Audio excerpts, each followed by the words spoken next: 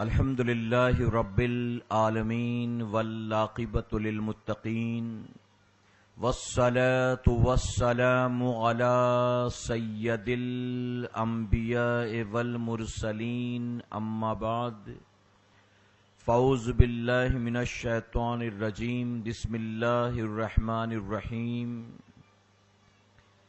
یا ایھا الذین آمنوا اتقوا اللہ وکونوا مع الصادقین صدق اللہ مولانا العلی العظیم۔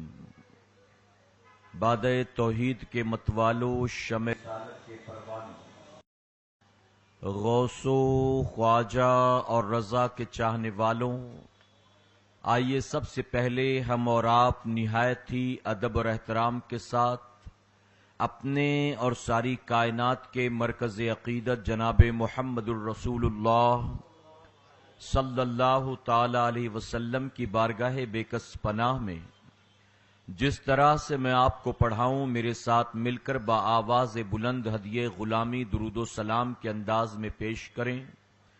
پڑھیں الصلاۃ والسلام علیک یا رسول اللہ، اور محبت سے الصلاۃ والسلام علیک یا حبیب اللہ، الصلاۃ والسلام علیک یا نبی اللہ وعلی آلک واصحابک یا نور اللہ صلی اللہ تعالی علیہ وسلم۔ رب کعبہ کی بارگاہ میں دعا ہے مولا اپنے حبیب صاحب لولاک صلی اللہ تعالی علیہ وسلم کے صدقہ طفیل ہم تمام حاضرین اور سامعین کو تو ماہ محرم الحرام کی برکتوں سے بھرپور مالا مال فرما۔ یا الہ العالمین، نئے اسلامی سال کو دنیا بھر کے مسلمانوں کی سربلندی اور کامیابی کے سال میں تبدیل فرما، اور اس وقت امت مسلمہ جہاں کہیں بھی پریشان حال ہو، ظلم و زیادتیوں کی شکار ہو، میرے کریم کربلا والوں کے صدقے دنیا بھر میں بسنے والے ان تمام مسلمانوں کے جان و مال و عزت و آبرو کی حفاظت فرما۔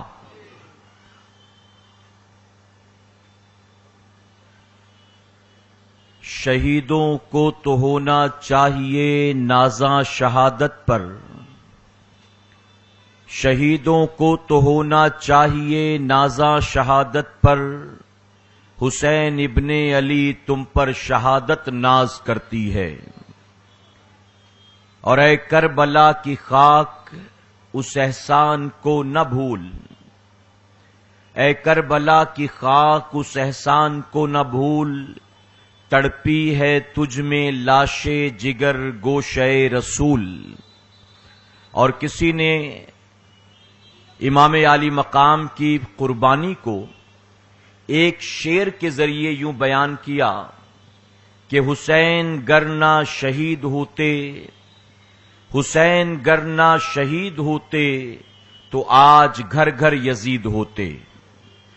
میرے پیارے آقا علیہ الصلوۃ والتسلیم کے پیردیوانوں، آپ نے سیدنا صدیق اکبر رضی اللہ تعالیٰ کے حوالے سے، سیدنا عمر فاروق اعظم رضی اللہ تعالیٰ کے حوالے سے، اور سیدنا عثمان غنی رضی اللہ تعالیٰ کے حوالے سے خطابات سماعت کیے۔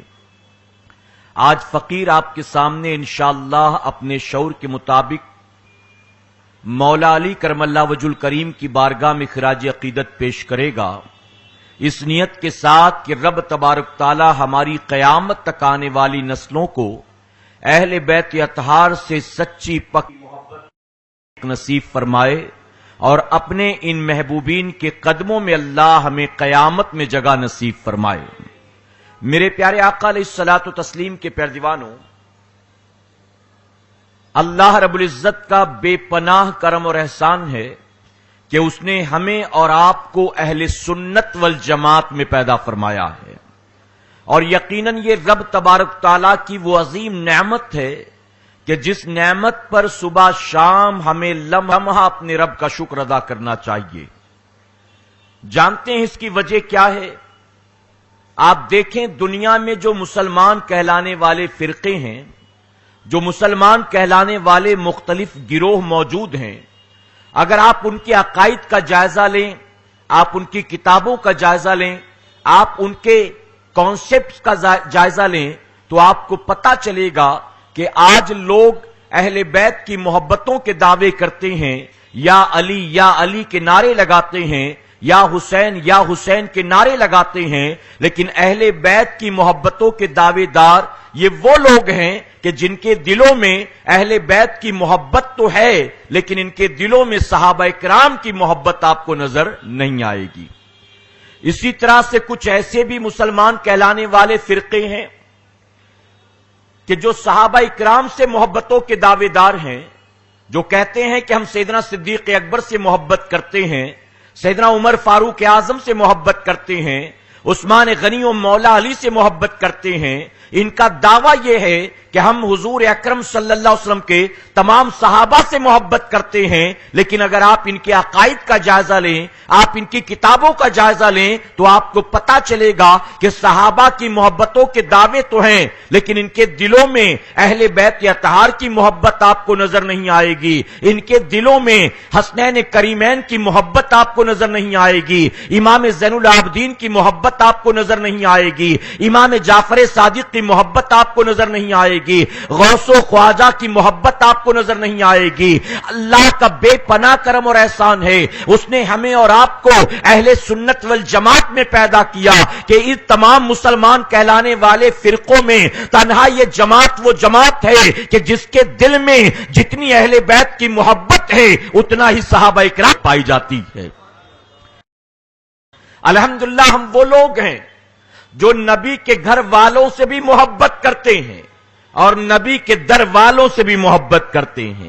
یہ نہیں کہ گھر والوں کو پکڑ لیا، در والوں سے بغض و عداوت رکھی، اور یہ بھی نہیں کہ در والوں سے محبتوں کے دعوے کیے اور گھر والوں کی گستاخیاں کی۔ الحمدللہ ہم گھر والوں سے بھی پیار کرتے ہیں اور نبی کی چوکھٹ والوں سے بھی پیار کرتے ہیں۔ میرے پیارے آقا علیہ الصلوۃ والتسلیم کے پیروانوں، ہمارے کسی بہت بڑے عالم سے کسی پوچھنے والے نے پوچھا تھا کہ آپ بتائیں خاتون جنت کا مرتبہ بلند ہے یا ماں عائشہ صدیقہ رضی اللہ عنہا کا مرتبہ بلند ہے؟ وہ گویا ان سوالوں کے ذریعے گھیرنے کی کوشش کرتے ہیں اور ان سوالات کے ذریعے وہ کنفیوز کرنے کی کوشش کرتے ہیں۔ تو سوال پوچھنے والے نے کنفیوز کرنے کے لیے سوال پوچھا کہ آپ بتائیں حضرت فاطمۃ الزہرا کا مقام زیادہ بلند بالا کہ ماں عائشہ صدیقہ رضی اللہ عنہا کا مقام زیادہ بلند و بالا؟ تو جانتے ہو اس بزرگ نے کیا جواب دیا؟ کتنا ہی پیارا جواب دیتے ہیں۔ آپ فرماتے ہیں کہ تم مجھ سے پوچھتے ہو کہ ان دونوں میں کس کا مرتبہ سب سے بلند و بالا ہے، تو سنو، اگر بیٹی کے اعتبار سے دیکھا جائے تو ماں عائشہ صدیقہ جو ہیں وہ صدیق اکبر کی بیٹی ہیں، اور خاتون جنت حضرت فاطمۃ الزہرا جو ہیں وہ نبی کریم صلی اللہ علیہ وسلم کی صاحبزادی ہیں۔ تو یقیناً نبی کی بیٹی جو ہے وہ صدیق کی بیٹی سے بڑی ہوگی، یقیناً صدیق کی بیٹی کا مرتبہ اللہ کے محبوب کی بیٹی سے بڑا نہیں ہو سکتا۔ اور اگر بیوی کے اعتبار سے دیکھا جائے تو فاطمۃ الزہرا رضی اللہ عنہا حضرت علی کی بیوی ہیں، اور ماں عائشہ صدیقہ رضی اللہ عنہا وہ خاتم النبیین کی، وہ امام الانبیاء کی بیوی ہیں، جناب محمد الرسول اللہ صلی اللہ علیہ وسلم کی بیوی ہیں۔ اگر بیوی کے اعتبار سے دیکھا جائے تو یقیناً اللہ کے حبیب کی بیوی جو ہے، اللہ کے محبوب کی بیوی جو ہے وہ علی کی بیوی سے بہت بڑا مقام رکھتی ہے، کہ علی کی بیوی نبی کی بیوی کے برابر نہیں ہو سکتی۔ فرماتے ہیں نبی کی بیٹی یقیناً ابو بکر کی بیٹی سے بڑی ہے، اور نبی کی بیوی یقیناً علی کی بیوی سے بڑی ہے۔ میرے پیارے آقا کے پیروانوں، یہ ہے اہل سنت والجماعت، یہ ہے ہمارا کانسیپٹ، یہ ہے ہمارے عقائد، یہ ہمارا مسلک، اور یہی ہے ہمارا مذہب۔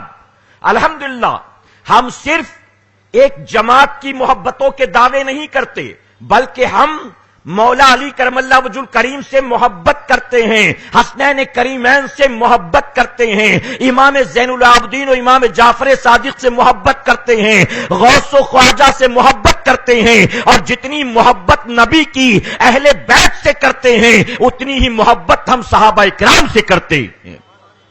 میرے پیارے آقا علیہ الصلوۃ والتسلیم کے پیارے دیوانوں، مولا علی کرم اللہ وجہ الکریم کا مقام بہت بلند و بالا ہے، بہت بلند و بالا۔ آپ جانتے ہیں کہ مکہ معظمہ میں آپ کی ولادت ہوئی، آپ قریش کے قبیلہ بنو ہاشم کے گھر کے ہیں، آپ کا تعلق قبیلہ بنو ہاشم سے، حضور اکرم صلی اللہ علیہ وسلم سے رشتے کے اعتبار سے آپ چچا زاد بھائی لگتے ہیں کہ جناب ابو طالب کے صاحب زادے ہیں، ان کے بیٹے ہیں۔ میرے پیارے آقا کے پیارے دیوانوں، آپ کی ولادت کا واقعہ تاریخ میں جو ملتا ہے، آپ توجہ سے ذرا اسے سنیں تو ایمان تر و تازہ ہو جائے گا۔ فرمایا گیا آپ کی والدہ حضرت فاطمہ بنت اسد رضی اللہ تعالیٰ عنہا، آپ حمل سے تھیں، آپ پریگننٹ تھی، وقت بچے کی ولادت کا قریب آ گیا، آپ جانتی تھی کہ بچے کی ولادت کے بعد پھر گھر سے نکلنا نہیں ہو سکے گا۔ آپ نے سوچا کہ اس سے پہلے کہ بچے کی ولادت ہو میں آخری بار جا کر خانہ کعبہ کا طواف کر لوں۔ آپ سن رہے ہیں توحید نیٹ ورک کی اسلامک آواز۔ Tauheed network international Islamic YouTube channel. مکے کی سرزمین پر لوگ اطمینان سے اپنے اپنے گھروں میں سوئے ہیں، ابھی اندھیرا چھٹا نہیں تھا، ابھی سورج نکلا نہیں تھا۔ حضرت فاطمہ بنت اسد اپنے گھر سے نکلتی ہیں اور تنہائی میں آ کر خانہ کعبہ کا طواف کرنا شروع کرتی ہیں۔ فرمایا گیا طواف کعبہ کر رہی تھی، اچانک لیبر پین شروع ہو گیا، اچانک درد ذی شروع ہو گیا۔ اب آپ کو یقین ہو گیا کہ بچے کی ولادت کا وقت قریب آ گیا، آپ کا گھر دور تھا، آپ سمجھ گئی کہ میں واپس اپنے گھر تک نہیں پہنچ سکوں گی، آس پاس کے جو مکانات تھے ان کے دروازے بھی بند تھے، اب جاؤں تو کہاں جاؤں؟ حضرت فاطمہ بنت اسد کے ذہن میں یہ سوال پیدا ہوا، جتنے مکانات آس پاس تھے سب کے دروازے بند تھے، آپ تھی اور خانہ کعبہ تھا۔ اب آپ نے سوچا کہ ایسی صورت میں جاؤں تو کہاں جاؤں؟ فرمایا گیا ابھی یہ سوچ رہی تھی کہ خانہ کعبہ کی ایک دیوار شک ہو گئی، خانہ کعبہ کی ایک دیوار پھٹ گئی، اور آپ نے پردے کے لیے خانہ کعبہ کے اندر آپ تشریف لے جاتی ہیں۔ فرمایا گیا خانہ کعبہ کے اندر حضرت فاطمہ بنت اسد کا جانا تھا کہ مولا علی کی ولادت ہو جاتی ہے، حضرت علی کرم اللہ وجہ الکریم پیدا ہو گئے۔ اے سرکار مدینہ کے پیارے دیوانوں، اس اعتبار سے رب تبارک تعالیٰ نے حضرت علی کو جو مقام عطا فرمایا ہے، تاریخ انسانی میں نہ آپ سے پہلے یہ مقام کسی کو ملا اور نہ آپ کے بعد کسی کو یہ مقام مل سکتا ہے۔ بچہ جب بھی پیدا ہوتا ہے یا تو ننیہال میں پیدا ہوتا ہے، یا تو ددیہال میں پیدا ہوتا ہے، یا تو اسپتال میں پیدا ہوتا ہے۔ تنہا مولا علی ہیں جو نہ ننیہال میں پیدا ہوئے، نہ ددیہال میں پیدا ہوئے، نہ اسپتال میں پیدا ہوئے، بلکہ پیدا ہوئے اللہ کے پاک گھر خانہ کعبہ میں پیدا ہوئے ہیں۔ اے سرکار مدینہ کے پیارے دیوانوں، وہ خانہ کعبہ جس کا حالت ناپاکی میں طواف بھی کرنے کی اجازت نہیں ہے، اب ذرا سوچو علی وہاں پیدا ہوئے ہیں، علی کی ولادت وہاں ہوئی، اور آپ جانتے ہیں بچے کی ولادت کے بعد ایک عورت کے جسم سے نجس خون نکلتا ہے، بچہ بھی ناپاک ہوتا ہے، اس کی ماں بھی ناپاک ہوتی ہے، لیکن فرمایا گیا چونکہ ولادت خانہ کعبہ میں ہوئی، اللہ تبارک تعالیٰ نے وہ انتظام کر دیا، علی پیدا ہوئے تو ناپاک نہیں پاک و صاف تھے، اور آپ کی والدہ بھی پاک و صاف تھی، وہ جو نجس خون نکلتا ہے وہ دور دور تک کہیں نظر نہیں آتا۔ فرمایا گیا صبح ہوئی تو چاروں طرف شور ہو گیا کہ جناب ابو طالب کے گھر بیٹا ہوا، لیکن ان کے گھر نہیں خانہ کعبہ میں ہوا۔ اب فرمایا گیا کہ لوگ ملنے جلنے آتے تھے، مولا علی کرم اللہ وجہ الکریم کی ولادت ہو گئی، بچہ پیدا ہونے کے بعد اپنی آنکھوں کو بند کیے ہوئے ہے، اپنے منہ کو بند کیے ہوئے ہے، ماں ماں چاہتی ہے کہ میرا بیٹا آنکھ کھولے، ماں چاہتی ہے کہ میرا بیٹا منہ کھولے۔ آپ کی والدہ نے دودھ پلانے کی کوشش کی، حضرت علی منہ نہیں کھولتے ہیں۔ جناب ابو طالب آئے، آپ نے گود میں لیا، لینے کے بعد سینے سے لگایا، آپ کے رخسار کو چوما۔ حضرت علی اپنی آنکھیں نہیں کھولتے ہیں۔ اب فرمایا گیا دھیرے دھیرے شور ہو گیا، ابو طالب کے گھر عجیب بچہ پیدا ہوا ہے۔ بچہ دیکھنے میں بڑا حسین و جمیل ہے، چہرے سے نور کی شعاعیں پھوٹتی ہیں، لیکن بچہ اپنی آنکھ نہیں کھولتا۔ بچے نے اب تک نہ پانی پیا ہے نہ ماں کا دودھ پیا ہے۔ اب لوگوں کو دھیرے دھیرے یہ یقین ہونے لگا، لگتا ہے یہ بچہ بچ نہیں سکے گا۔ اس کی وجہ کہ بچہ ولادت کے بعد کتنی دیر تک بن کھائے پیے رہ سکتا ہے، بن پانی پیے یا ماں کا دودھ پیے رہ سکتا ہے۔ فرمایا گیا حضور اکرم صلی اللہ علیہ وسلم کہیں مکے سے باہر تشریف لے گئے تھے، آپ جب واپس آئے تو آپ کو خبر دی گئی آپ کے چچا ابو طالب کے گھر بیٹا پیدا ہوا، لیکن اس کا عجیب معاملہ ہے۔ فرمایا گیا حضرت فاطمہ بنت اسد وہ خانہ کعبہ ہی میں تھی، حضور اکرم صلی اللہ علیہ وسلم تشریف لاتے ہیں، ابھی آقا نے اعلان نبوت نہیں فرمایا تھا، اعلان نبوت سے پہلے کا واقعہ ہے۔ حضور اکرم صلی اللہ علیہ وسلم تشریف لاتے ہیں، آنے کے بعد میرے آقا نے ہاتھ بڑھا کر اپنی چچی سے حضرت علی کو گود میں لے لیا، اور گود میں لینے کے بعد میرے آقا انہیں اپنے قریب لاتے ہیں۔ فرمایا گیا صبح سے ماں بھی پریشان تھی، باپ بھی پریشان تھا، رشتہ دار و خاندان والے بھی پریشان تھے۔ جو بچہ آنکھ کھولنے کو تیار نہیں تھا، جو بچہ منہ کھولنے کو تیار نہیں تھا، آقا نے جیسے ہی اسے گود میں لیا ہے، آقا کے قریب لیتے ہی حضرت علی نے اپنی آنکھوں کو کھول دیا ہے۔ حضرت علی نے آنکھیں کھولی ہے۔ اب علی نے آنکھ کھولا تو سب سے پہلے کسی اور کو نہیں دیکھا، بلکہ دیکھا ہے تو نبی کے چہرے والضحیٰ کو دیکھا ہے۔ سب سے پہلے علی نے دیکھا تو اسے دیکھا کہ اللہ نے جس سے زیادہ حسین کسی کو پیدا ہی نہیں فرمایا ہے، اسی لیے علی نے آنکھ بند رکھا تھا کہ میں دیکھوں گا تو کسی اور کا چہرہ نہیں دیکھوں گا، نہ ماں کے چہرے کو دیکھوں گا، نہ باپ کے چہرے کو دیکھوں گا، نہ کعبے کے در و دیوار کو دیکھوں گا، بلکہ سب سے پہلے دیکھوں گا تو ان کا چہرہ دیکھوں گا جن کے صدقے میں رب نے ساری کائنات کو پیدا فرمایا ہے۔ آنکھ کھل گئی، لوگوں کو اطمینان ہوا۔ اب لوگوں نے کہا کچھ کھایا بھی نہیں ہے، کچھ پیا بھی نہیں ہے۔ حضور اکرم صلی اللہ علیہ وسلم مسکراتے ہیں، اور مسکرانے کے بعد اپنا لعاب دہن نکالا، اور جیسے ہی مولا علی کے قریب کرتے ہیں، حضرت علی نے اپنے منہ کو کھول دیا۔ ماں نے بار بار پستان سے منہ لگایا تھا، وہ علی جو اپنی ماں کا دودھ پینے کو تیار نہیں تھے، آقا نے لعاب دہن جیسے ہی حضرت علی کے منہ کے قریب کیا، حضرت علی نے اپنا منہ کھولا ہے اور نبی کے لعاب دہن کو چوسنا شروع کر دیا ہے، فوراً اسے چوسنا شروع کر دیا۔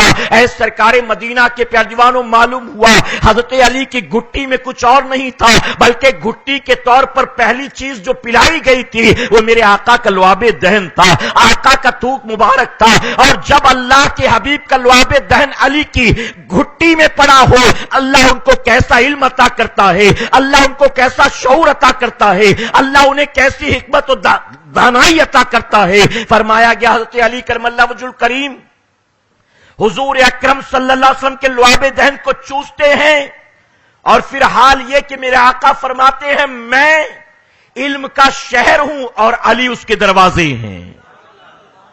یہ برکت تھی آقا کے لعاب دہن کی کہ آپ نے آنے کے بعد دنیا میں سب سے پہلے جس چیز کو اپنی حلق کے نیچے اتارا وہ میرے آقا کو لعاب دہن تھا۔ میرے پیارے آقا کے پیارے دیوانوں، اسی لیے فرمایا گیا جب بچے کی ولادت ہو تو ڈراپس پہلے مت پلاؤ، کوئی دوا پہلے مت پلاؤ، ڈاکٹر جو ریکمنڈ کرے وہ چیزیں پہلے نہ دو، بلکہ پہلے سے ماں باپ تیاری کر کے رکھیں، تحنیک کے طور پر کسی اللہ والے سے، کسی نیک آدمی سے، کسی عالم دین، کسی حافظ قرآن سے شہد کو جھوٹا کر کے رکھ لو، کھجور یا چھہارے کو جھوٹا کر کے رکھ لو، اور بچے کی ولادت کے بعد جب اسے غسل دو تو غسل دینے کے بعد سب سے پہلے اپنے بچے کے منہ میں دنیا کی دوائیں نہ ڈالو، بلکہ اللہ کے کسی نیک بندے کا وہ جھوٹن اس کے منہ میں ڈالو۔ سب سے پہلی غذا جو حلق کے نیچے اترتی ہے بچے کی پوری زندگی پر اس کا اثر ہوا کرتا ہے۔ میرے آقا فرماتے میں علم کا شہر ہوں، علی اس کے دروازے، اور جانتے ہو دروازے کے علم کا عالم کیا، میں آگے آپ کو بتاؤں گا۔ فرمایا گیا مکے کی سرزمین پر قحط سالی کا دور تھا، آسمان سے بارش نہیں ہو رہی، لوگوں کے گھر میں کھانے پینے کا سامان نہیں، لوگ پریشان۔ جناب ابو طالب آپ کثیر العیال تھے، یعنی آپ کے گھر میں بچے زیادہ تھے. حضور اکرم صلی اللہ علیہ وسلم اپنے چچا جناب عباس کو لیتے اور لے کر کہا چلو ہم چل کر حضرت ابو طالب سے ان کے کچھ بچے گود لے لیں تاکہ ان کی کچھ مدد ہو جائے، کچھ بچوں کی ذمہ داری سے وہ بری ہو جائیں. فرمایا گیا جناب عباس کے ساتھ آئے اور آنے کے بعد حضور اکرم صلی اللہ علیہ وسلم نے حضرت علی کو گود لے لیا ہے. حضرت علی کو گود لے لیا، عمر تقریباً 6 یا 7 سال تھی. اور حضرت عباس نے حضرت جعفر کو جو حضرت علی کے بھائی تھے انہیں گود لے لیا. اب ایک بیٹا جناب عباس کے پاس ہے، ایک بیٹا حضور اکرم صلی اللہ علیہ وسلم کے پاس ہے. میرے پیارے آقا کے پیروانوں، گویا اس عمر ہی سے حضور اکرم صلی اللہ علیہ وسلم کے زیر تعلیم تھے، آقا کی تربیت اور آقا کی نگرانی کے اندر تھے. فرمایا گیا حضور اکرم صلی اللہ علیہ وسلم راتوں کو اٹھ کر نماز پڑھتے تھے. ابھی نہ اعلان نبوت فرمایا تھا، ابھی نہ نمازیں فرض ہوئی تھی، لیکن آقا راتوں کو اٹھ کر اللہ کے سجدے کرتے تھے. حضرت علی قریب سوئے ہوتے تھے. ایک رات آنکھ کھلی تو آپ نے دیکھا حضور حالت قیام میں ہیں، دوسری رات آنکھ کھلی تو دیکھا حضور حالت رکوع میں ہیں، تیسری رات آنکھ کھلی تو دیکھا آقا حالت سجدہ میں ہیں. حضرت علی نے آقا کی بارگاہ میں عرض کیا اے محمد صلی اللہ علیہ وسلم، آپ مجھے رات کو سلا دیتے ہیں اور خود رات بھر عبادت کرتے ہیں، آخر آپ یہ رات بھر کس کی عبادت کرتے ہیں؟ آپ رات بھر یہ کرتے ہیں. تو اس پر جانتے ہو میرے آقا نے کیا فرمایا؟ حضور اکرم صلی اللہ علیہ وسلم فرماتے ہیں کہ اے علی، اللہ رب العزت کی بندگی کا ثبوت دیتا ہوں، میں رات بھر اپنے مولا کی عبادت کرتا ہوں. اس نے مجھے بہت سی نعمتیں عطا کی ہیں، میں رات بھر اس کا شکریہ ادا کرتا ہوں. حضرت علی نے آقا کی بارگاہ میں عرض کیا اے محمد صلی اللہ علیہ وسلم، آپ رات بھر جاگ کر اللہ کا شکر ادا کریں اور میں رات بھر پیر پسارے سوؤں. آپ بھی اس کے بندے ہیں اور میں بھی اس کا بندہ ہوں. آج کے بعد میں بھی سوؤں گا نہیں، آپ کے ساتھ میں بھی مصلی پر کھڑے ہو کر اپنے رب کا شکر ادا کروں گا. فرمایا گیا ابھی نمازیں فرض نہیں تھی، حضرت علی نے میرے آقا کے ساتھ نمازیں پڑھنی شروع کر دی ہے. آقا کے ساتھ وہ بھی نماز پڑھ رہے ہیں. وہ دن بھی آتا ہے مکے کی سرزمین پر جب رب نے حکم دیا اپنے حبیب کو اعلان نبوت کا. حضور اکرم صلی اللہ علیہ وسلم نے مکے والوں کو جمع کیا اور جمع کر کے میرے آقا نے فرمایا اگر میں یہ کہوں تم سے کہ پہاڑ کے اس پیچھے کے حصے سے، پہاڑ کے اس طرف سے ایک فوج آتی ہے ان قریب جو ہم پر حملہ کرنے والی ہے، ہماری بات کو مانو گے کہ نہیں مانو گے؟ ہر کسی نے ایک زبان ہو کر کہا اے محمد صلی اللہ علیہ وسلم، اگر آپ یہ کہہ دیں کہ فوج آتی ہے جو ہم پر حملہ آور ہونے والی ہے، ہم آپ کی بات پر بے چوں چرا یقین کر لیں گے. اس کی وجہ کہ ہم نے آپ کو امین پایا ہے، ہم نے آپ کو صادق پایا ہے، ہم نے آپ کو دیانت دار پایا ہے، ہم نے آپ کو نیکوکار پایا ہے، ہم نے آپ کو اچھا اور سچا پایا ہے. آقا نے جب کہا کہ ہر کوئی یہی کہہ رہا ہے، آپ جو کہیں گے ہم بے چوں چرا ماننے کو تیار ہیں، تو حضور اکرم صلی اللہ علیہ وسلم نے مکے کے سرداروں سے کہا کہ ٹھیک ہے، جب تم میری اس بات کو ماننے کے لیے تیار ہو تو سنو میں یہ کہتا ہوں کہ پیچھے سے کوئی فوج تو حملہ آور نہیں ہوتی، لیکن اللہ نے مجھے اپنا آخری نبی بنا کر پیدا فرمایا ہے، میں اللہ کا آخری نبی بن کر آیا ہوں. آؤ میرے ہاتھ پر اسلام قبول کر لو، آؤ مسلمان بن جاؤ. آج کے بعد مجھے محمد ابن عبداللہ نہ کہنا، آج کے بعد مجھے محمد الرسول اللہ کہہ کے پکارنا. اب جب آقا نے اسلام کی دعوت دی، لوگ جو ہے طرح طرح کی باتیں کرنے لگے، لوگوں نے گالی گلوز کرنا شروع کر دیا. ابو جہل بھی ناراض ہو گیا، عتبہ بھی بکواس کرنے لگا، شیبہ بھی بکواس کرنے لگا. فرمایا گیا سارے لوگ پلٹ کر چلے گئے. اس وقت حضرت علی ساتھ موجود تھے. جو آپ چھوٹے سے بچے تھے، آپ کی ٹانگیں بہت پتلی دبلی تھی، آپ کو اکثر آشوب چشم رہتا تھا. حضور اکرم صلی اللہ علیہ وسلم کے ساتھ وہ بھی میدان میں آئے تھے. اس وقت جب سارے پلٹ کر چلے گئے برا بھلا کہتے ہوئے، اس وقت حضرت علی نے آقا کی بارگاہ میں عرض کیا یا رسول اللہ صلی اللہ علیہ وسلم، ان مکے والوں نے آپ کی بات کو نہیں مانا ہے، لیکن میں آپ کی دعوت قبول کرنے کے لیے تیار ہوں، لیکن میں کچھ مدد نہیں کر سکتا آپ کی. اس کی وجہ لیے کہ میں بہت چھوٹا ہوں، میری ٹانگیں بہت پتلی ہیں، میں بہت کمزور ہوں، مجھے ہمیشہ آشوب چشم رہتا ہے۔ آقا نے اس وقت یہ نہیں کہا کہ تم بچے ہو، یہ بچوں کا کام نہیں، بلکہ حضور اکرم صلی اللہ علیہ وسلم نے حضرت علی کو کلمہ پڑھایا ہے، اسلام میں داخل کیا، اور فرمایا گیا حضرت علی کے قبول اسلام کے بعد اللہ نے حضرت علی کو یہ شرف عطا کیا کہ بچوں میں سب سے پہلے اسلام اگر کسی نے قبول کیا ہے تو وہ مولا علی نے قبول فرمایا ہے۔ آقا صلی اللہ علیہ وسلم کے زیر تربیت و تعلیم جانتے ہو اللہ نے کیسا علم عطا کیا اپنے محبوب کے صدقے حضرت علی کو، کہ حضرت علی فرماتے ہیں کہ قرآن مقدس میں جو بسم اللہ الرحمن الرحیم ہے، اس بسم اللہ میں جو بے کے نیچے جو بے ہے، اس بے کے نیچے جو نقطہ ہے۔ آپ سن رہے ہیں توحید نیٹ ورک کی اسلامک آواز، Tauheed network international Islamic YouTube channel. اگر میں علی اس نقطے کی تفسیر لکھنا شروع کر دوں تو صرف بے کے نیچے موجود نقطے کی تفسیر 70 اونٹوں کا بوجھ بن جائے گی، 70 اونٹوں کا۔ ذرا سوچو اے مسلمانوں، جب علم کے شہر کے دروازے کا یہ حال ہے تو جو سراپا علم کا شہر ہے ان کے علم کا کیا عالم ہوگا؟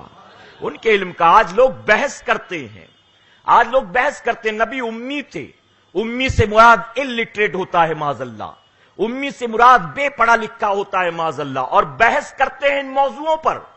ابھی چند دنوں پہلے کسی نے میسج کیا تھا کہ ایک شخص کہتا ہے کہ حضور صلی اللہ علیہ وسلم کو نہ پڑھنا آتا تھا نہ لکھنا آتا تھا، ہم اس کو کیا جواب دیں؟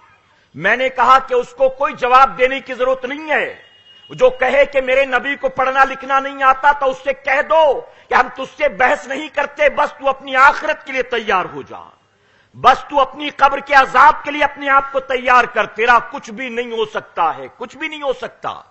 لوگ کہتے امی، امی سے مراد الٹریٹ۔ میرے پیارے آقا کے پیارے دیوانوں، لوگوں نے غلط مطلب نکالا، معاذ اللہ ثم معاذ اللہ۔ حضور کے بغض و عداوت و دشمنی کی بنیاد امی سے مراد بے پڑھا لکھا نہیں ہوتا۔ آپ ڈکشنری اٹھا کر دیکھیں، لغت کی کتاب اٹھا کر دیکھیں تو امی سے مراد ایک یہ بھی ہے جس کو کسی انسان نے نہ پڑھایا ہو۔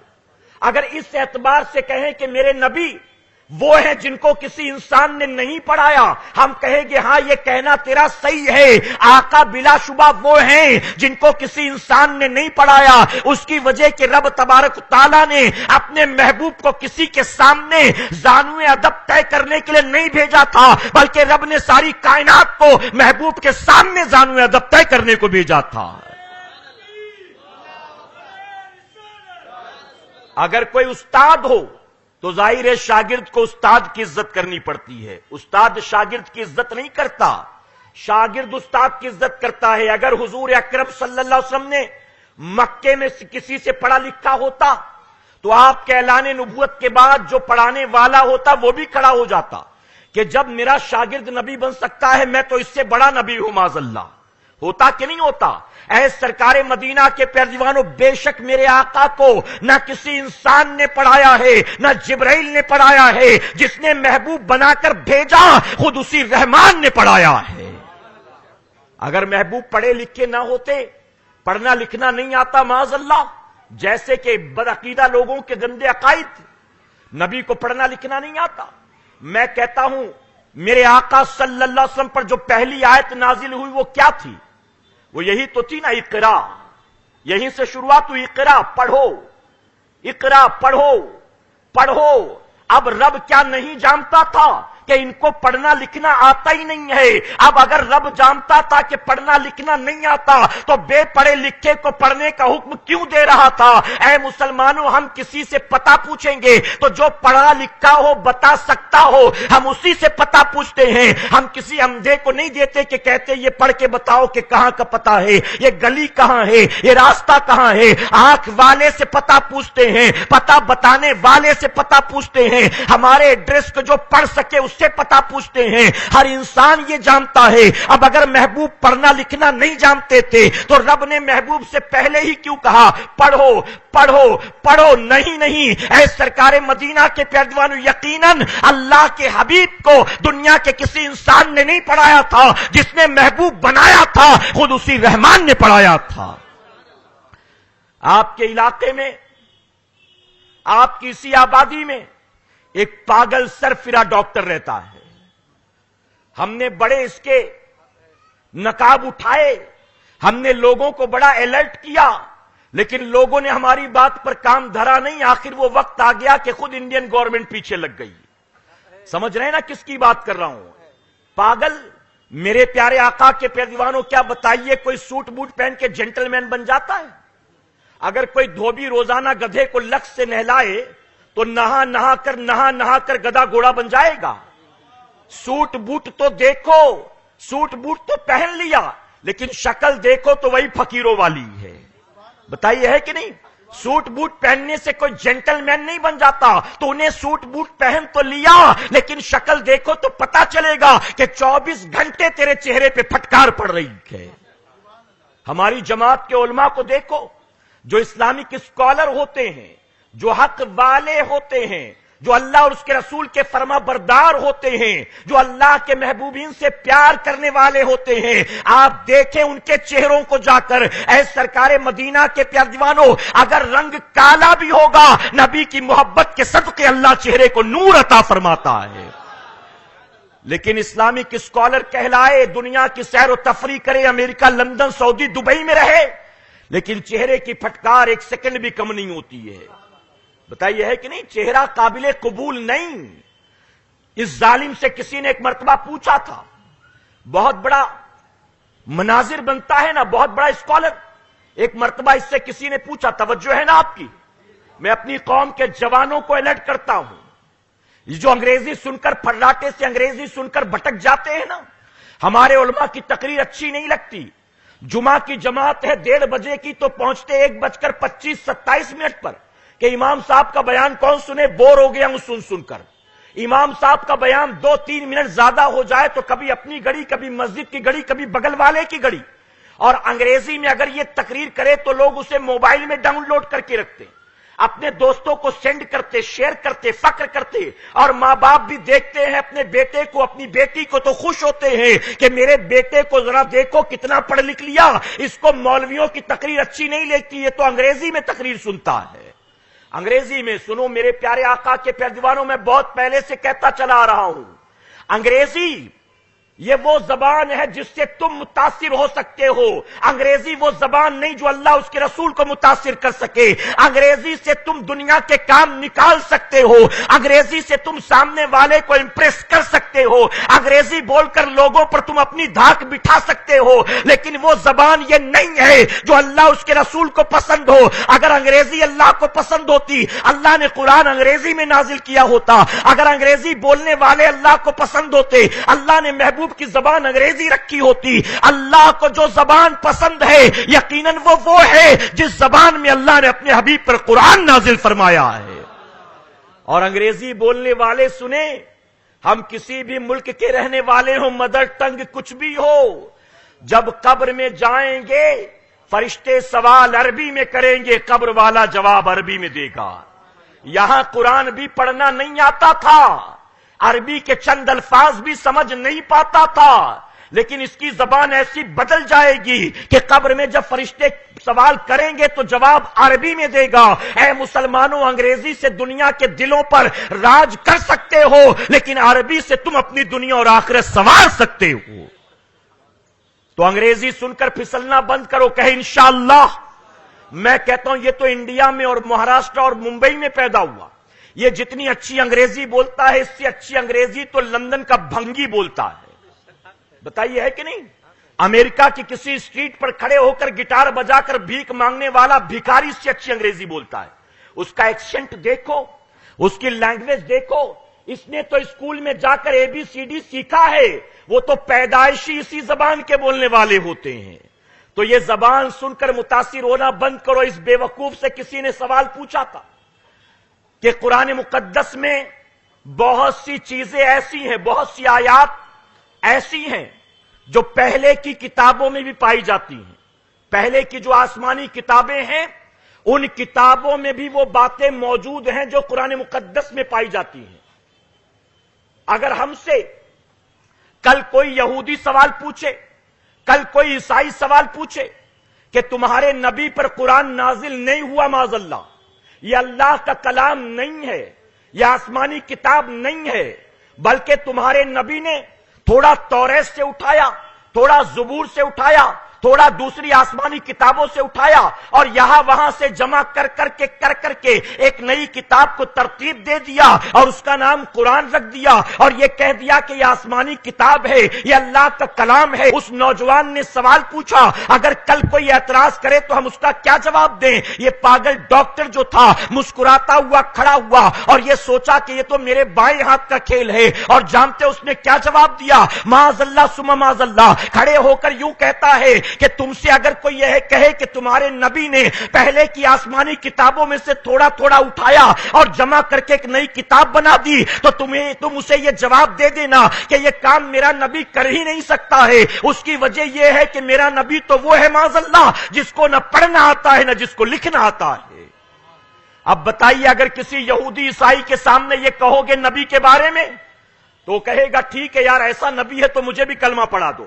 کہے گا، وہ کہے گا ایسے نبی کے پیچھے چل رہے جس کو پڑھنا لکھنا ہی نہیں آتا معاذ اللہ، جو پڑھا لکھا ہی نہیں معاذ اللہ.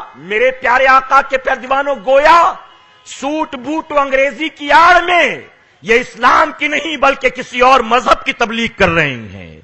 نبی کے حوالے سے اگر اس طرح کے الفاظ کوئی اپنی زبان سے نکالے، ایسی باتیں کوئی کرے تو یقیناً لوگوں کے دل میں نبی کی عظمت پیدا نہیں ہوگی بلکہ نبی کی عظمت گھٹے گی. اگر نبی کی عظمت بتانا ہے تو مکے اور مدینے میں چلتا ہوا صرف نہ بتاؤ بلکہ معراج کی رات لامکہ پر جاتا ہوا بھی بتانا پڑے گا. اگر نبی کی شان بتانا ہے تو صرف بازار سے گھر سودا لاتا نہ بتاؤ بلکہ اسی نبی کو اپنے امتیوں کو جنت بانٹتا ہوا بھی بتاؤ. نبی کی شان، ان کے معجزات، ان کی عظمتیں، ان کے اختیارات بتانے ہوں گے، تب لوگوں کے دل میں آقا کی محبت پیدا ہوگی. آقا نے فرمایا میں علم کا شہر علی اس کے دروازے، اور دروازے کے علم کا عالم کیا ہے؟ ذرا سوچیں جب دروازے کے علم کا یہ عالم ہے تو جو سراپا علم کا شہر ہے ان کے علم کا عالم کیا ہوگا؟ امی جو کہتے ہیں اس کی وجہ کیا ہے یہ بھی سن لیں. جو جاپان میں رہتا ہے اسے جاپانی کہتے ہیں، اردو میں کہتے ہیں جاپانی اور انگریزی میں کہتے ہیں جیپنیز. جانتے ہیں نا آپ امریکہ میں جو رہتا ہے اس کو کیا کہتے ہیں؟ اردو میں کہیں گے امریکی اور انگریزی میں کہیں گے امریکن، یہی کہتے ہیں نا. چائنا میں رہنے والے کو اردو میں چینی اور انگریزی میں چائنیز کہیں گے.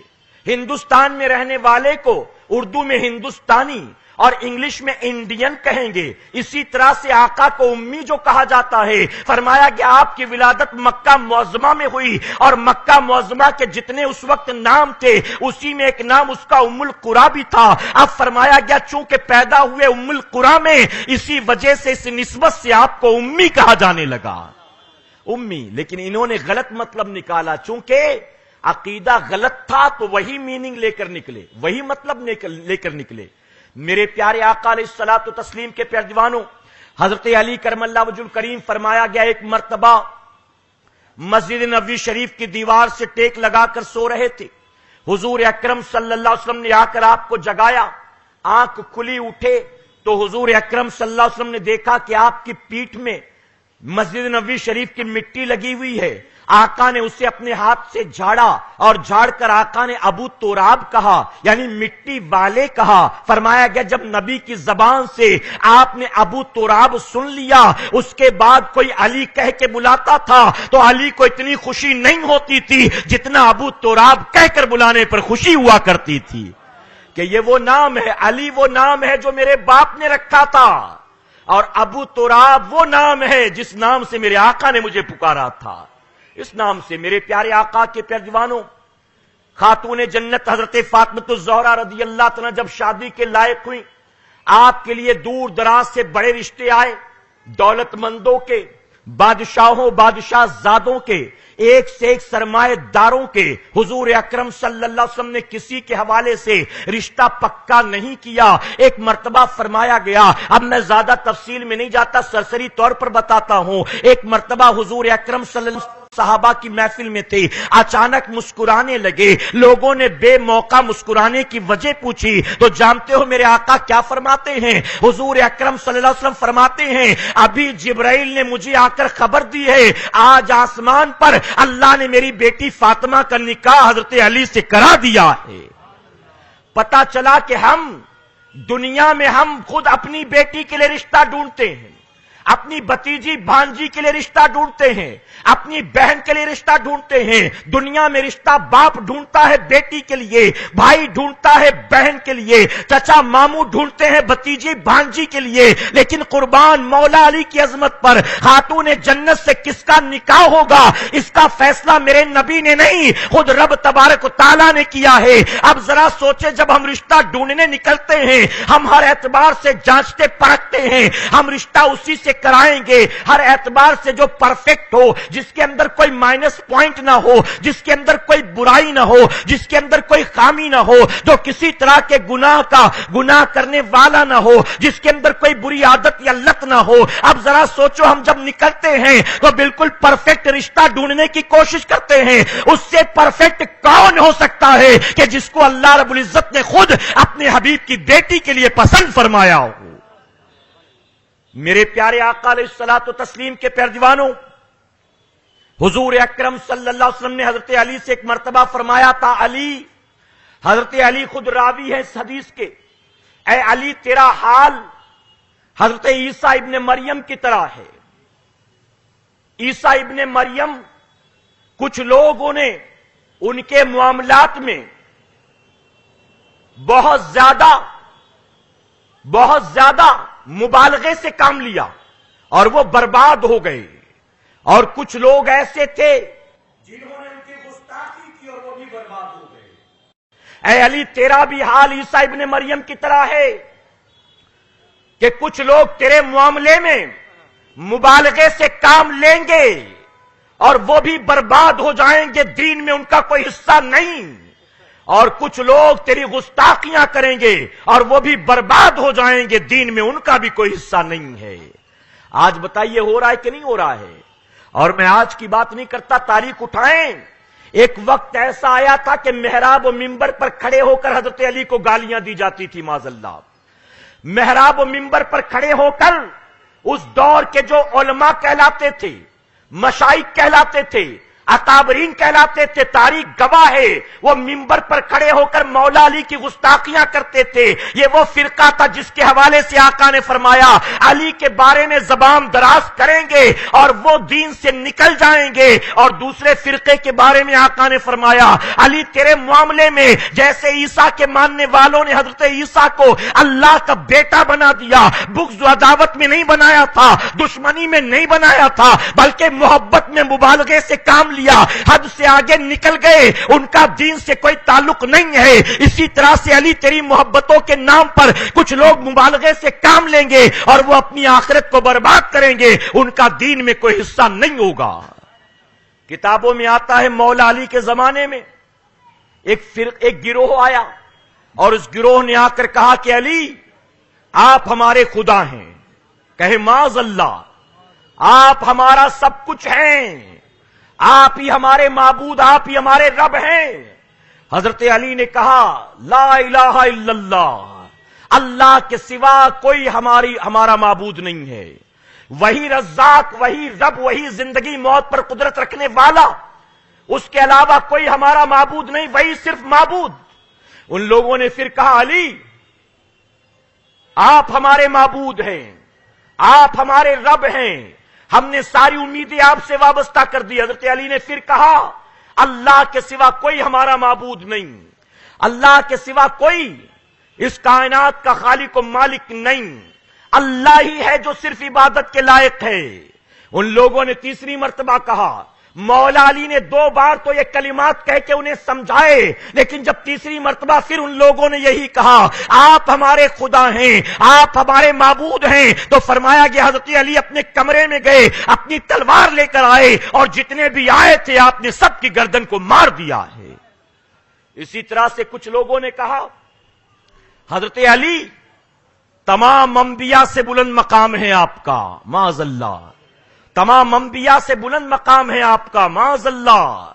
اور جانتے ہو شاہ عبدالحق محدث دہلوی رحمت اللہ تعالی نے اس گندے عقیدے کا رد کیا اپنی کتاب میں، جو کچھ لوگوں نے یہ لکھا کہ معاذ اللہ ثم معاذ اللہ جبرائیل علیہ السلام سے غلطی ہوئی، جانا تھا نبوت لے کر علی کے پاس، پہنچ گئے معاذ اللہ محمد الرسول اللہ کے پاس، معاذ اللہ ثم معاذ اللہ۔ شاہ عبدالحق محدث دہلوی نے اس کا رد فرمایا، کچھ لوگ خدا تو نہیں کہتے، انبیاء سے بڑا تو نہیں کہتے، لیکن معصوم کہتے ہیں، 12 امام اور 14 معصومین، وہ کہتے علی بھی معصوم۔ اے سرکار مدینہ کے پیروانوں، شاہ عبدالحق محدث دہلوی کا بھی رد فرمایا، اور آپ نے فرمایا کہ اللہ نے معصوم بنا کر یا تو فرشتوں کو پیدا فرمایا ہے یا تو انبیاء کو پیدا فرمایا ہے، تو جو مبالغے سے کام لے گا وہ بھی دین سے باہر ہو جائے گا، اور جو علی کی گستاخیاں کرے گا وہ بھی دین سے باہر ہو جائے گا۔ الحمدللہ ہم اہل سنت والجماعت کے لوگ ہیں کہ الحمدللہ نہ مبالغے سے کام لیتے ہیں، نہ محبتوں میں کوئی کمی کرتے ہیں۔ حضور اکرم صلی اللہ علیہ وسلم نے فرمایا کہ اے علی تیرا رشتہ میرے ساتھ ایسا ہی ہے جیسا کہ حضرت موسیٰ کے ساتھ حضرت ہارون کا تھا، تیرا رشتہ میرے ساتھ ایسا ہی ہے جیسا کہ حضرت موسیٰ کے ساتھ ان کے بھائی حضرت ہارون کا تھا۔ ہاں تجھ میں اور ہارون میں فرق صرف اتنا ہے، وہ نبی تھے اور میں اللہ کا آخری نبی بن کر آیا ہوں، یعنی میرے بعد نبوت نہیں، ختم ہو گئی۔ یہ ہے مولا علی کا مقام۔ میرے پیارے آقا کے پیروانوں، حضور اکرم صلی اللہ علیہ وسلم نے حضرت علی کو اپنی اہل بیت کہا ہے، جانتے ہیں نا آپ؟ آج اس پر بھی لوگ اعتراض کرتے ہیں کہ علی حضور کی اولاد میں سے نہیں ہے تو وہ اہل بیت کیسے ہو گئے، اس پر بھی بحث ہے۔ دنیا میں سینکڑوں ہزاروں موضوع ہیں، ان موضوعوں کو چھوڑ چھوڑ کر لوگ ایسے موضوع چھیڑتے ہیں کہ جن موضوعوں کی بنیاد لوگوں میں کنفیوژن کریٹ ہو، جن موضوعوں کی بنیاد لوگوں کی دنیا اور آخرت تباہ ہو جائے۔ لوگ کہتے علی نبی کی اہل بیت میں سے نہیں ہیں، معاذ اللہ ثم معاذ اللہ۔ آپ نے سنا ہوگا حضور اکرم صلی اللہ علیہ وسلم نے اپنی چادر کے اندر حضرت علی کو لیا تھا، خاتون جنت حضرت فاطمہ کو لیا تھا، اپنے نواسے حسن حسین کو لیا تھا، اور سامنے رکھ کر آقا نے دعا فرمائی تھی، اے اللہ یہ میری اہل بیت ہے، میں ان سے محبت کرتا ہوں، تو بھی ان سے محبت کر، اور جو ان سے محبت کرے اے اللہ تو انہیں اپنا محبوب بنا لے، اور جو ان سے دشمنی رکھے اے اللہ تو بھی ان سے دشمنی رکھ۔ اب جب علی اہل بیت میں ہیں تو اب کوئی کہے کہ اہل بیت نہیں مانتا تو آج کے سنیوں کا انکار نہیں کرتا، وہ گویا نبی کے فرمان پر اعتراض کرتا ہے۔ نبی کے فرمان پر سنیں، نبی مختار کل ہے جس کو جو چاہیں عطا کر دیں۔ یہ اہل سنت والجماعت کا عقیدہ۔ ذرا دیکھو، نبی کی اولاد میں سے علی نہیں، نبی نے کہہ دیا اہل بیت۔ اب اہل بیت سے کوئی خارج کر سکتا ہے؟ کوئی خارج کر سکتا ہے؟ سیدنا عثمان غنی کا ذکر چلا تو آپ نے سنا ہوگا، سیدنا عثمان غنی جنگ بدر میں جانا چاہتے تھے، میرے آقا نے منع کیا کہ عثمان تم نہ جاؤ، میری بیٹی اس وقت بستر پر ہے، بیمار ہے، تم اس کی تیمارداری کرو، اس کے سرہانے بیٹھو۔ فرمایا گیا عثمان غنی میدان بدر میں نہیں گئے، لیکن آقا نے فرمایا بدر والوں کو اللہ جو ثواب دے گا وہی ثواب بن شرکت کی اللہ عثمان غنی کو عطا کرے گا۔ اور بدری صحابہ کے نام کی لسٹ بنائی جاتی ہے، اس میں عثمان غنی کا بھی نام آتا ہے۔ کیوں آتا ہے؟ اس کی وجہ کہ نبی مختار کل ہے جس کو جو چاہیں عطا کر دیں۔ نہ کسی صحابی نے منع کیا، نہ اللہ نے منع کیا کہ محبوب عثمان تو اپنی بیوی کی تیمارداری میں تھا تو انہیں اس کو بدری صحابہ میں شامل کیسے کر دیا؟ پتا چلا اللہ نے اپنے حبیب کو محتاج و مجبور بنا کر پیدا نہیں کیا، اللہ نے اپنے حبیب کو مالک و مختار بنا کر پیدا کیا ہے۔ عثمان میدان بدر میں نہ جائیں، نبی انہیں بدری صحابہ میں شامل کر دے۔ علی آقا کی اولاد میں سے نہ ہو، آقا چاہے تو انہیں اہل بیت میں شامل کر دے۔ یہ میرے نبی کی شان اور نبی کا اختیار ہے۔ میرے پیارے آقا کے پیروانوں، کچھ لوگ کہتے ہیں पंजतन पाक के नारे लगते हैं, पंजतन पाक। हम कहते हैं बताओ पंजतन पाक से मुराद क्या?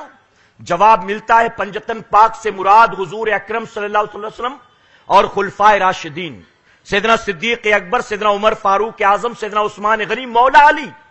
कुछ लोगों ने कहा नहीं ये पंजतन पाक नहीं है, ये तो तुमने अपनी तरफ से बना लिया। पंजतन पाक से मुराद हुजूर सल्लल्लाहु अलैहि वसल्लम हैं, मौला अली हैं, खातूने जन्नत हैं, इमाम हसन हुसैन हैं। मैंने कहा ये पंजतन भी सही है, ये पंजतन भी सही है। अगर तुम इसे पंजतन मानते हो तो ये भी सही, अगर इसे पंजतन मानते हो तो ये भी सही, लेकिन तुम्हें दोनों जगह पर एक चीज सिमिलर नजर आएगी, और वो क्या है? पंजतन ऐसे ले लो या पंजतन वैसे ले लो, नबी दोनों जगह है और अली दोनों जगह है। न यह पंजतन नबी से खाली है, न वो पंजतन नबी से खाली है, और न ये पंजतन अली से खाली है। यानी अली को तो बाहर निकाल ही नहीं सकते हो, अली तो हर जगह है। फरमाया गया कबूल इस्लाम के बाद मौला अली ने तमाम इस्लामी जंगों में शिरकत की है, तमाम इस्लामी जंगों में। और मेरे प्यारे आका अलैहिस्सलातु तस्लीम के प्यारे दीवानों, इस्लामी जंगों में शिरकत से मुराद मौला अली जब जुल्फिकार हैदरी लेकर निकलते थे तो फरमाया गया हाल ये होता था मैदान जंग के अंदर कि जिस तरफ अली निकल जाते थे कुफ्फार मुशरिकीन की सफों की सफे पलट कर रख दिया करते थे। ऐसा लगता था कि वाकई शेर खुदा चले आ रहे हैं। जुल्फिकार हैदरी लहराती थी, आपको हैदर कर्रार कहा जाता है। हैदर कर्रार से मुराद पलट पलट कर वार करने वाला, पलट पलट कर। और फरमाया गया आपकी तलवार दो धारी थी, दो धारी तलवार थी, और आप दोनों तरफ से हमला किया करते थे, दोनों तरफ से। ये नहीं कि सामने जो आए उसी की गर्दन काटे, नहीं। हजरत अली को रब तबारक ताला ने वो ताकत अता की थी, जो सामने आता उसकी गर्दन भी तन से जुदा हो जाती थी, और अगर पीछे से कोई आगे बढ़ता तो उसे भी जमीन पर पटक दिया करते थे। मेरे प्यारे आका अलैहिस्सलातु तस्लीम के प्यारे दीवानों, बहुत तफसीली गुफ्तगू है, वक्त बड़ा लिमिटेड है। अब मैं अपनी गुफ्तगू को समेटता हूं। मैं उम्मीद करता हूं मेरी बात समझ में आई होगी आपके। जो कुछ मैंने अब तक बताया बात समझ में आई? अगर आई तो पूरा मजमा कहे अल्हम्दुलिल्लाह। ये मौला अली का मकाम, मेरे प्यारे आका अलैहिस्सलातु तस्लीम के प्यारे दीवानों, हजरत अली को अल्लाह ने कैसा इल्म अता किया। आप फरमाते हैं अगर मेरी ऊंटनी की नकेल खो जाए तो मैं अपनी गुमशुदा ऊंटनी की नकेल भी कुरान के जरिए तलाश कर सकता हूं। कुरान के जरिए जरा सोचो, ऊंटनी की नकेल खो जाए तो कैसा इल्म अल्लाह ने दिया कि कुरान के जरिए आप उस नकेल को तलाश कर लें। गूगल पर सर्च नहीं करते, सर्च करते हैं तो कुरान में सर्च करते हैं, कुरान में तलाश करते हैं। मेरे प्यारे आका के प्यारे दीवानों, एक मर्तबा एक नौजवान आया हजरत अली की खिदमत में और आकर कहने लगा कि मेरे ऊपर बड़ा जुल्म हुआ है, बड़ी ज्यादती हुई। हजरत अली फरमाते हैं कि आहो बुका क्यों है, बात क्या? वो कहने लगा मेरी मां ने 9 महीने मुझे अपने पेट में रखा, तकलीफें बर्दाश्त करके मुझे जमीन पर पैदा किया, 2 साल तक उसने सीने से लगाकर दूध पिलाया। आज जब मैं कड़ियल जवान हुआ, वक्त आया कि मैं मां की खिदमत करता, तो मेरी मां ने मुझे धक्के मारकर घर से बाहर निकाल दिए। और अब हाल यह है कि वो मुझे अपना बेटा मानने से इनकार करती है। वो कहती है कि तू मेरा बेटा नहीं, मैंने तुझे कभी देखा नहीं। अब मैं अपनी मां के खिलाफ मुकदमा दायर करता हूं, चाहता हूं कि आप मुझे इंसाफ दिलाएं। हजरत अली ने फौरन कुछ लोगों को भेजा, कहा जाओ इसकी मां किस कबीले से ताल्लुक रखती है, उसको उसके रिश्तेदारों को बुला कर लाओ। अब वो औरत आई तो अपने साथ अपने 4 भाइयों को और अपने कबीले के 40 लोगों को गवाह बनाकर लाई। हजरत अली करमल्लाहु वजहुल करीम ने उस औरत के आने के बाद उस नौजवान से कहा, बता क्या मामला है? तूने जो पहले मुझसे कहा था तन्हाई में, अब वो बात इनके सामने कह, क्या मामला? उस नौजवान ने सारी बात दोहरा दी। हजरत अली ने उस औरत की तरफ इशारा करके कहा, अब तू बता इसके बारे में क्या कहना चाहती है? ये तेरी मां होने का दावा करता है, ये तेरी औलाद होने का दावा करता है, ये कहता है तू इसकी मां है। अब बता इसके बारे में तेरे पास कोई सफाई? वो औरत कहने लगी, अमीरुल मोमिनीन, ये लड़का झूठा है, अल्लाह गवाह है, मैंने इसको कभी देखा ही नहीं। अरे मां होना तो दूर की बात, मैं आज पहली बार इससे मिल रही हूं। ये आखिर मेरा बेटा कैसे हो सकता है? मेरा तो अब तक निकाह ही नहीं हुआ।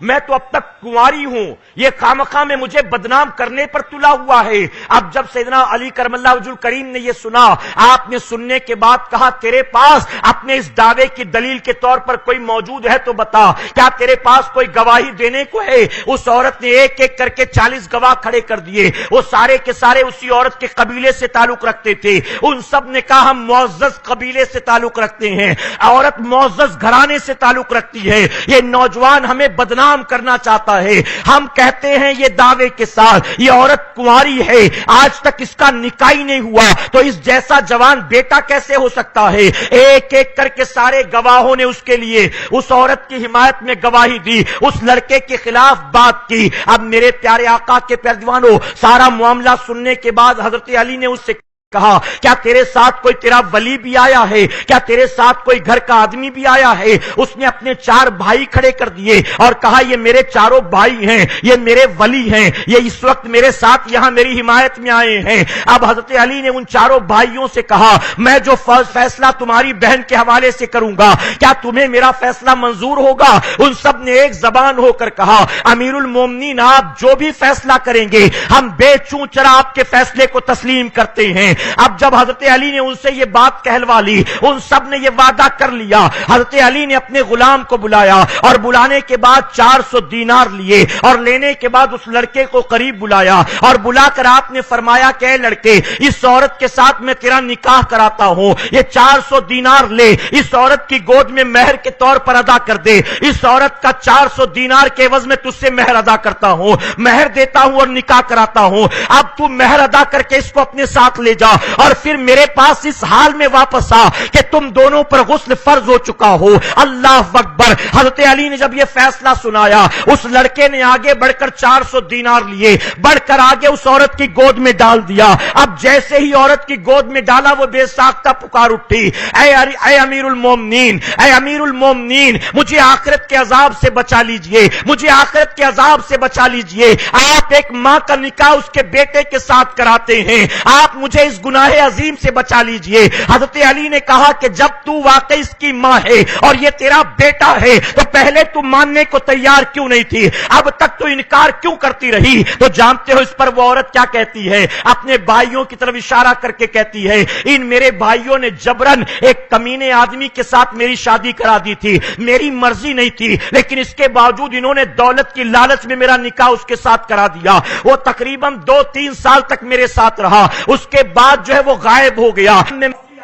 میں حاملہ ہوئی اور یہ میرا بیٹا پیدا ہوا, میں نے اس کو پالا پوسا, اپنی اولاد کی طرح پالا بڑا کیا, لیکن آج میرے لیے ایک بہت ہی اچھا رشتہ آیا ہے. اسی وجہ سے میرے بھائیوں نے یہ ساری سازش رچی کہ میں اس بیٹے کے بیٹے ہونے کا انکار کر دوں, اس کو دھکے مار کر باہر نکال دوں اور میں کنواری بن کر دوسری شادی اس شخص کے ساتھ کر سکوں. آج آپ مجھے بچا لیجئے. اے سرکار مدینہ کے پیروانوں, حضرت علی کرم اللہ وجہ الکریم نے اس کے بعد اس لڑکے کو قریب بلایا اور بلانے کے بعد اس عورت کے حوالے کیا اور کہا لے جا, آج کے بعد تو اس کے ساتھ اپنے بیٹے کی طرح رہنا, اسے اپنی اولاد کی طرح اپنے ساتھ رکھنا. اور اس کے بعد آپ نے ان باقی لوگوں کو سزا سنائی ہے. اے سرکار مدینہ کے پیارے دیوانوں, یہ مولا علی کا علم تھا. ایک مرتبہ 2 شخص آئے حضرت علی کی خدمت میں, انہوں نے بھی ایک معاملہ لا کر پیش کیا. بڑا پیچیدہ اور کمپلیکیٹڈ مسئلہ تھا. جانتے ہو مسئلہ کیا تھا؟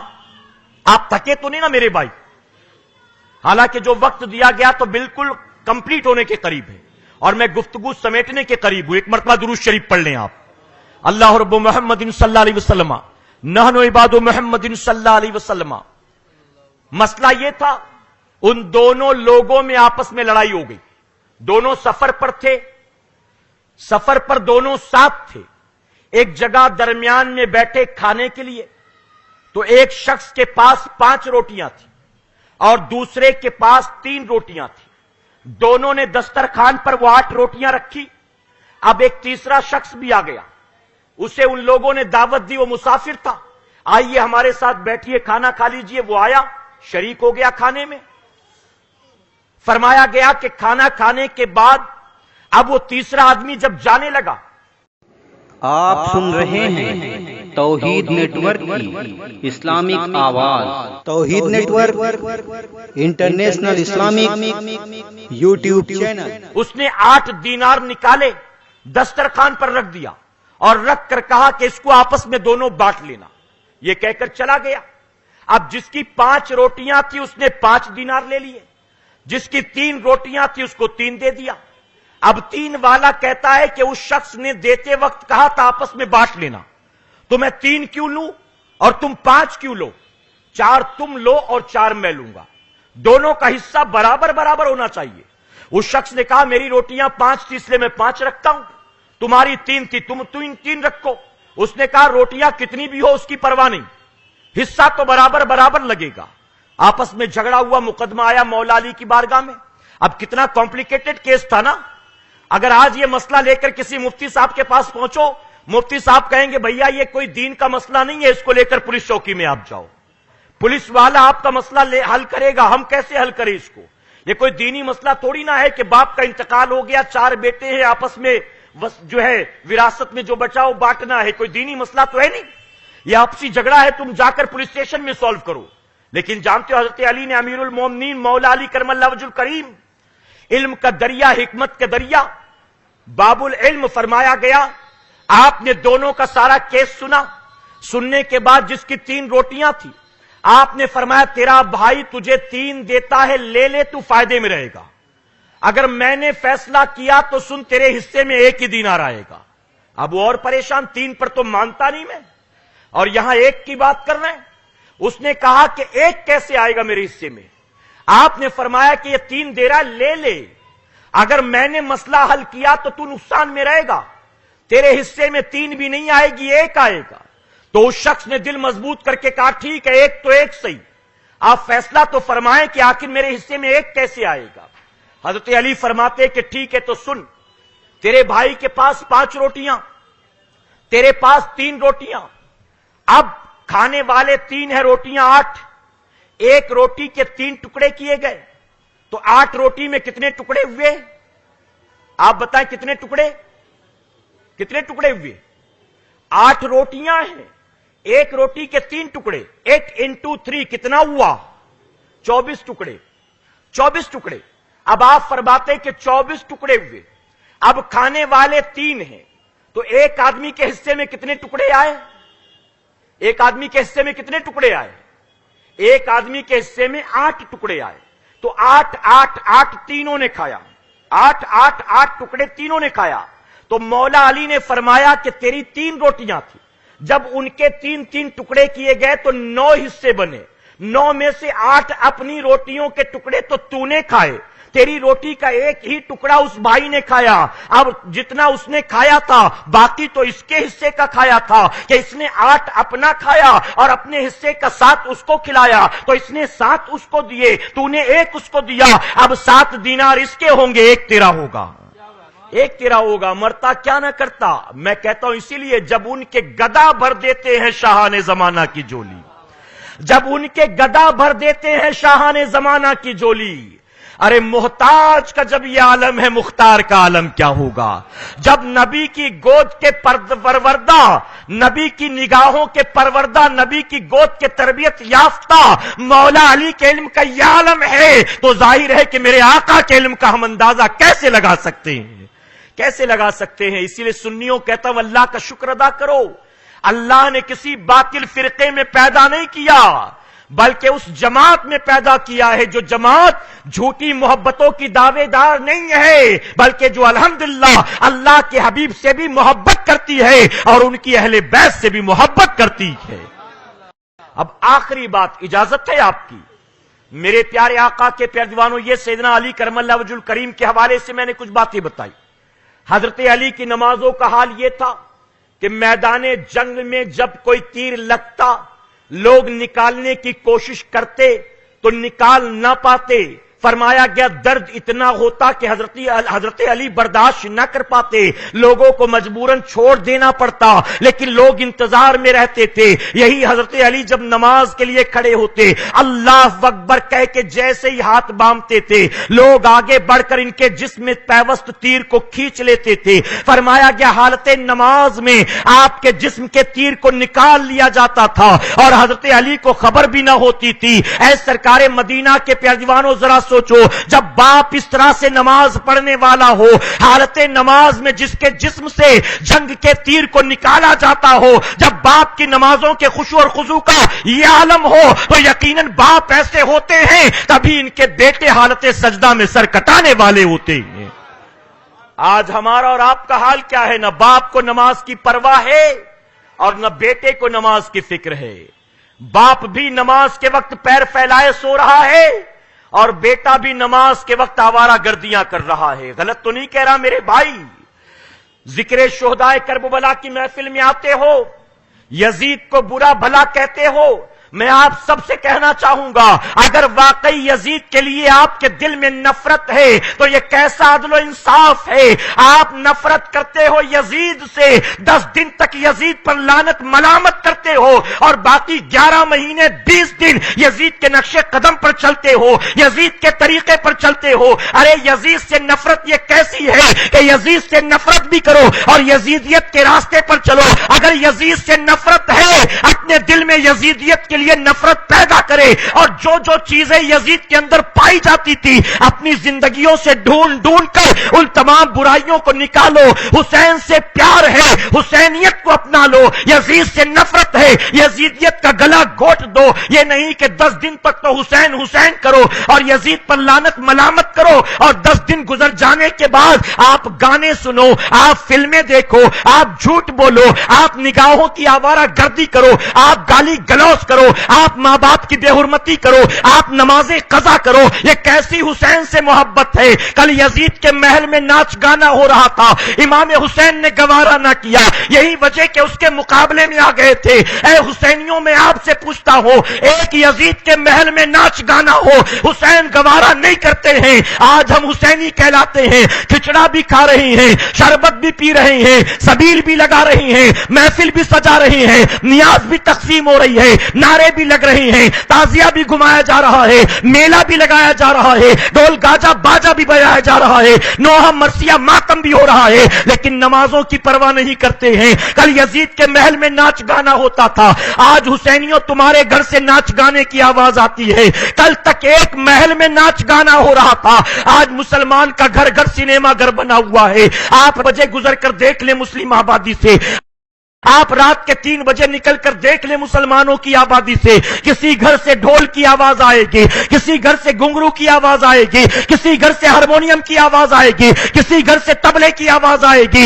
اور صرف اتنا نہیں ہے، معاذ اللہ ثم معاذ اللہ، اب تو وہ دور آ گیا ہے کہ ٹی وی سیریل کے نام پر ایک مسلمان کے گھر سے گیتا پاٹ کی آواز آتی ہے، گھنٹوں کی آواز آتی ہے، شنکھ کی آواز آتی ہے، شلوک کی آواز آتی ہے۔ میں پوچھتا ہوں مسلمانوں، امام حسین جس چیز کو ختم کرنے نکلے تھے، آج اگر 1000 سال کے بعد بھی ہم اس چیز پر عمل کر رہے ہیں تو یزید جیتا ہے کہ حسین جیتے ہیں؟ اپنے دل پر ہاتھ رکھ کر فیصلہ کرو۔ آج جب ہمارے گھروں سے ناچ گانے کی آواز آتی ہے، یقیناً یزید کو خوشی ہوتی ہوگی، امام حسین کو تکلیف ہوتی ہوگی۔ اگر حسین سے پیار ہے تو صرف یزید سے نام نہاد نفرت نہ کرو، یزیدیت سے نفرت کرو۔ یزید کی زندگی میں جتنی برائیاں تھی، اپنی زندگی سے وہ ساری برائیاں نکال پھینکو۔ یزید بے نمازی کا نام ہے اور حسین نماز پنجگانہ کے پابند کا نام ہے۔ فجر کی اذان ہوتی تو یزید اپنے کمرے محل میں پیر پسارے سوتا تھا اور امام حسین اللہ کے سجدوں کے لیے اللہ کے گھر سے نکل کر مسجد میں آیا کرتے تھے۔ میں پوچھتا ہوں، کیسے حسینی ہیں؟ صرف کھچڑے شربت والے، صرف نعرے لگانے نظر و نیاز والے، صرف محفلیں سجانے والے؟ حسین سے پیار ہے تو حسینی بن جاؤ، حسینیت سے محبت کرو۔ یزید سے نفرت ہے تو یزیدیت سے نفرت کرو۔ ہر برائی کو نکالو جن برائیوں میں یزید پلید مبتلا تھا۔ اللہ اپنے حبیب کے صدقے ہمیں آپ کو سب کو کہنے سننے سے زیادہ عمل کی توفیق عطا فرمائے۔ درمیان گفتگو مجھ سے جانے انجانے میں کسی طرح کی غلطی خامی رہ گئی، آپ سب کو گواہ بنا کر سچے دل سے توبہ کرتا ہوں۔ رب میری توبہ قبول فرمائے اور ہماری محفل کو قیامت میں ہمارے لیے، ہمارے والدین کے لیے بخشش اور نجات کا ذریعہ بنائے۔ وما علینا الا البلاغ۔